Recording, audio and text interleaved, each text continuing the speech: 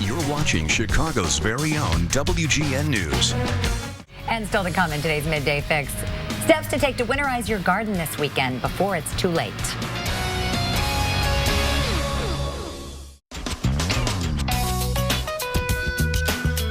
In today's Midday Fix, it's time to winterize your garden. So the soil is ready for a strong start next spring. Mr. Two from Two Bloom Designs is back with us once again. So nice to have you. Thank you very much. It is time. Certainly today, none of us wants to go outside in this weather, but it's a good indicator that the winter weather is coming and it's time to do something. It is. You know, as we were coming here, as you can see, the snow started coming down. So now's a great time to winterize, and that's, you know, getting out there, cleaning up all the foliage. So I'm going to show you some, quick, simple things to do to have a strong start to the spring. Okay, wonderful. One of the first things you need to do is definitely get out there, clean up your gardens. Any type of perennials like perennial roses or smaller perennials like this or perennial grass, cut them down. So typically roses, not climbing roses, but this is a knockout rose.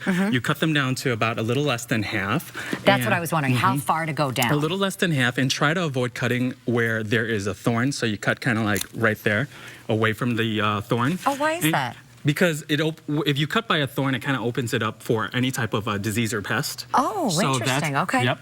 So you cut everything down. So you'll cut this all down to about here. Any canes that are rubbing, you cut them off. Just keep like the stronger cane.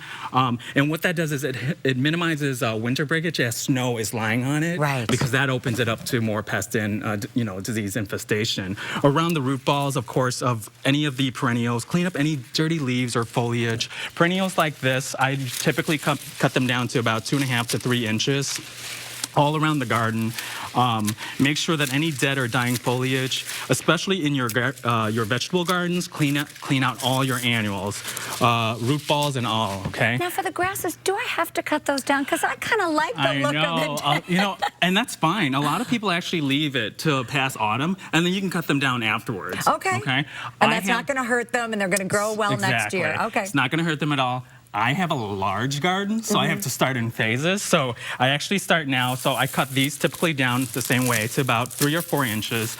With these too, you can make little bunches, and they're kind of like the cornstalk action. Right. So you can decorate with them as well.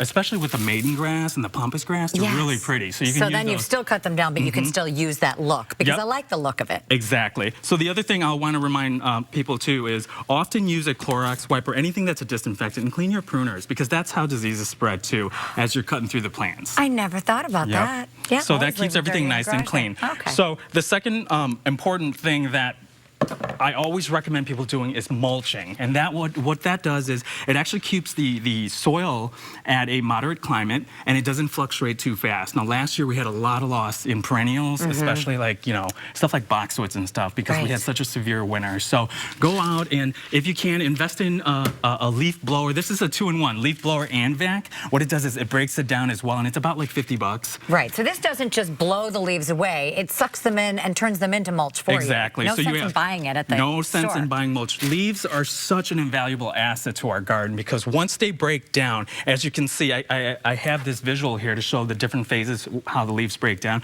Once they break down, they just make incredible fertilizer for our soil. So is this how it comes out of this machine here? Actually, this is how it naturally breaks down in our garden. I see. How it comes out of the machine is how you accelerate it. By using that machine, it'll turn into something small like this. And what it does is it breaks it all the way down. What you do is you kind of like line those out around the root balls of all the roses, all the grasses, throughout your entire garden. If you have soil that's really dense, it makes plants have a difficult time rooting. So when you have particles and structures like broken down leaves like this, it actually helps aerate the soil. So roots can actually get grounded faster, perennials will take in faster, and you'll have a much stronger garden. Especially during freeze and thaw, when you have a good layer of mulch around your soil, it helps moderate it so that the plant root system doesn't get so shocked. Some Decembers, we have like a Florida December where we get like 70 degrees. Yes. Oh my God, so bad for plants. So if you have like a nice layer of mulch around it, it moderates the temperature so the plant is not going through shock. Oh, perfect. So you do that, and then even if it does warm up, it's still better. It's so worth the time and energy energy that you put in, because that's what we wait for after our long winters in the Chicago area, is that beautiful spring, and our garden will look lovely if we follow your tips. Thank you so much, Tu. Thank you. If you want more information, you can check out the website, tubloom.com, or follow him on Facebook, and you always have such lovely photographs as well. So I'd love to follow you. We'll be right back.